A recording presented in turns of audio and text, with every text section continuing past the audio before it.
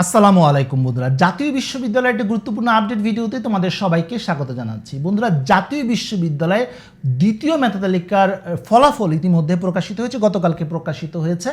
প্রকাশ হওয়ার পর মিশ্র প্রতিক্রিয়া রয়েছে। ম্যাক্সিমাম শিক্ষার্থীরা যোগ্যতা থাকার পরও দ্বিতীয় মেধা তালিকায় চান্স পায়নি বা চান্স পেলেও ভালো সাবজেক্ট পায়নি।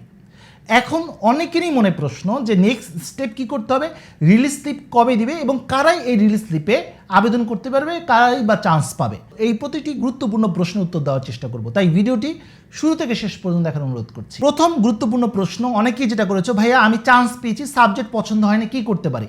সেক্ষেত্রে তুমি যদি সাবজেক্ট পছন্দ না হয়, কলেজ পছন্দ না হয়, তাহলে তুমি সরাসরি রিলিজ স্লিপে আবেদন করতে পারবে।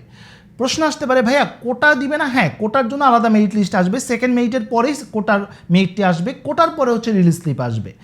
প্রথম রিলিজ স্লিপ আসবে, তারপর দ্বিতীয় রিলিজ স্লিপ আসবে, অর্থাৎ দুটি রিলিজ স্লিপ। অনেকেই প্রশ্ন করেছো যে ভাইয়া আমি তো চান্স পাইনি, তাহলে কি করব? চান্স না পেলে অপেক্ষা করবে সরাসরি রিলিজ স্লিপের জন্য। আর যদি তোমার কোটাতে অ্যাপ্লাই করে থাকো তাহলে অপেক্ষা করবে, কিছুদিন পরেই কিন্তু কোটার নোটিশটি দিবে, অর্থাৎ দ্বিতীয় মেধা তালিকার কার্যক্রম শেষ হলেই কোটারটা আসবে। এটা ছিল তোমাদের প্রথম যে প্রশ্নগুলো। দ্বিতীয় গুরুত্বপূর্ণ প্রশ্ন যে ভাইয়া রিলিজ স্লিপ কবে আসতে পারে? বন্ধুরা, এই পুরো প্রক্রিয়াটার ধাপগুলো তোমাকে বুঝতে হবে। প্রথম মেরিট লিস্টের কার্যক্রম কিন্তু শেষ, এখন দ্বিতীয় মেরিটের কার্যক্রম চলছে। বন্ধুরা, দ্বিতীয় মেরিটের কার্যক্রম চলবে আগামী জুন মাসের 14 তারিখ পর্যন্ত কার্যক্রম চলবে। 14 তারিখের মধ্যে তোমাদের ভর্তি, কাগজপত্র জমা, ইউনিভার্সিটি নিশ্চয়ই এগুলো সব হয়ে যাবে। 15 তারিখ বা 16 তারিখের দিকে বা এরপরেই, অর্থাৎ 15 তারিখের পরেই কোটার নোটিশ প্রকাশিত হবে। নোটিশ প্রকাশ হওয়ার পরে একদিনের মধ্যে হয়তো বা কোটার রেজাল্টও আসবে। কোটার আবেদনের জন্য হয়তো বা 10-12 দিন সময় দিতে পারে। সেক্ষেত্রে আমরা ধরে নিতে পারি যে জুন মাসের শেষ দিকে, অর্থাৎ 25 তারিখের পরে বা 26 তারিখের পরে রিলিজ স্লিপের ব্যাপারে আপডেট আসবে। আর একটু যদি সময় নেয় তাহলে হয়তো বা জুন মাসের ফার্স্ট উইকে তো অবশ্যই রিলিজ স্লিপের ব্যাপারে আপডেট তোমরা পেয়ে যাবে। তাহলে রিলিজ স্লিপ কখন প্রকাশিত হবে নিশ্চয়ই তোমরা বুঝতে পারলে। এবারে সর্বশেষ দুটি গুরুত্বপূর্ণ প্রশ্ন, একটি হচ্ছে রিলিজ স্লিপে কারা আবেদন করতে পারে? বন্ধুরা, যারা প্রথম মেরিটে, দ্বিতীয় মেরিটে এবং কোটাতে চান্স পাবে না তারা রিলিজ স্লিপে আবেদন করতে পারবে। চান্স পেয়েও ভর্তি হয়নি তারাও রিলিজ স্লিপে আবেদন করতে পারবে। চান্স পেয়েছিল, ভর্তি হয়েছিল কিন্তু ভর্তিটি কোনো কারণে বাতিল করেছে, তারাও রিলিজ স্লিপে আবেদন করতে পারবে। পাশাপাশি প্রথম মেরিট, দ্বিতীয় মেরিট এবং কোটাতে চান্স পাওয়ার পরও ফর্ম পূরণ করেছে কিন্তু ফর্মটি কলেজে গিয়ে জমা দেয়নি, অর্থাৎ ভর্তিটা কনফার্ম হয়নি, তারাও কিন্তু রিলিজ স্লিপে আবেদন করতে পারবে। কারা রিলিজ স্লিপে আবেদন করতে পারবে না? যারা জাতীয় বিশ্ববিদ্যালয়ে প্রথমে প্রাথমিক যে ফর্মটা ছিল সেটা পূরণ করেনি, পরীক্ষা দেয়নি এবং পরীক্ষায় কোনো স্কোর পায়নি, আর স্কোর পেলেও ফেল করেছে, সেক্ষেত্রে তারাও কিন্তু আবেদন করতে পারছে না।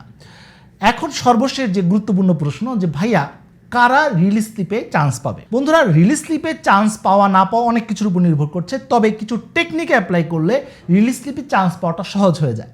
প্রথমত হচ্ছে, তুমি যদি রিলিজ স্লিপে সরকারি কলেজ সিলেক্ট না করে বেসরকারি কলেজ যদি সিলেক্ট করো তাহলে তোমার চান্স পাওয়ার পসিবিলিটি অনেকাংশেই বেড়ে যাবে। দ্বিতীয়ত, তুমি যদি সরকারি কলেজে যদি সিলেক্ট করতে হয়, সেটা যদি উপজেলা ভিত্তিক সরকারি কলেজ হয় তাহলে তোমার সম্ভাবনা অনেকাংশে বেড়ে যাবে। তোমার জিপিএ স্কোর যদি ভালো হয়ে থাকে তাহলেও তোমার সম্ভাবনা থাকবে। তুমি যদি রিলিজ স্লিপে বিভাগ পরিবর্তন না করো, অর্থাৎ নিজের সাবজেক্টগুলোকে আগে দাও, তাহলে তোমার পসিবিলিটি বাড়বে। যে কলেজে যে সাবজেক্টগুলোতে আসন সংখ্যা বেশি থাকবে সেগুলো যদি আগে দাও তাহলে তোমার চান্স পাওয়ার সম্ভাবনা অনেকাংশে বেড়ে যাবে। শুধুমাত্র বন্ধু আবেদন করলো বা একটা সরকারি কলেজ পেয়ে গেলাম আমার বাসার সামনে আবেদন করে দিলাম, ব্যাপারটা এরকম না।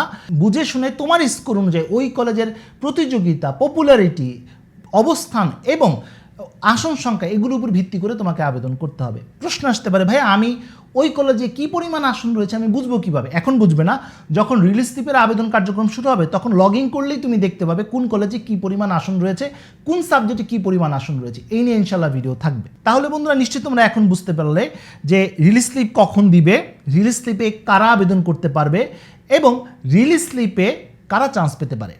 সর্বশেষ একটি তথ্য তোমাদেরকে জানিয়ে রাখি যে রিলিজ স্লিপে আবেদন করার জন্য কোনো আবেদন ফি দরকার হয় না। 5টি কলেজে তোমরা আবেদন করতে পারবে, কোনো ধরনের কোনো আবেদন ফি নেই, কোথাও কোনো কাগজপত্র জমা দিতে হবে না, অনলাইনে শুধু আবেদন করতে হবে।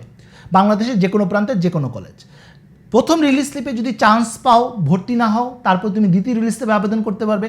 প্রথম রিলিজ স্লিপে যদি চান্স না পাও, দ্বিতীয় রিলিজ স্লিপেও আবেদন করতে পারবে। প্রশ্ন আসতে পারে, ভাই তৃতীয় রিলিজ স্লিপ নেই? না, দ্বিতীয় রিলিজ স্লিপ পর্যন্তই রয়েছে। তো বন্ধুরা, এই ছিল আজকের মতো ভিডিও। আজকে আমরা জানতে পারলাম জাতীয় বিশ্ববিদ্যালয়ের রিলিজ স্লিপ সংক্রান্ত গুরুত্বপূর্ণ তথ্য। আশা করি তথ্যগুলো তোমাদের কাজে আসবে। তো বন্ধুরা, আজ এই পর্যন্ত সবাই ভালো থাকো, সুস্থ থাকো, দেখা হবে আগামী কোনো ভিডিওতে। সে পর্যন্ত আল্লাহ হাফেজ।